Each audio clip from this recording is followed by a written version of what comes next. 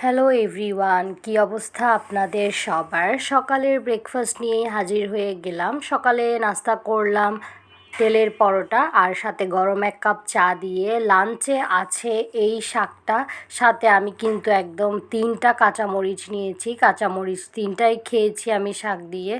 এসব দিয়ে মরিচ থাকলে একটু বেশিই ভালো লাগে। সাথে আরেকটা ঝাল তরকারি আছে, সেটা হচ্ছে শিম দিয়ে কাঁচামরিচ দিয়ে রান্না করা হয়েছে। এটাও কিন্তু বেশ ঝাল ছিল, তার উপর আমি আরও কাঁচামরিচ দিয়ে খেয়েছি। টোটাল অফ বলতে গেলে আজকে শুধু ঝাল ঝাল সব খাবার। এছাড়াও করা হয়েছে কাঁচামরিচ দিয়ে আবার টমেটো ভর্তা।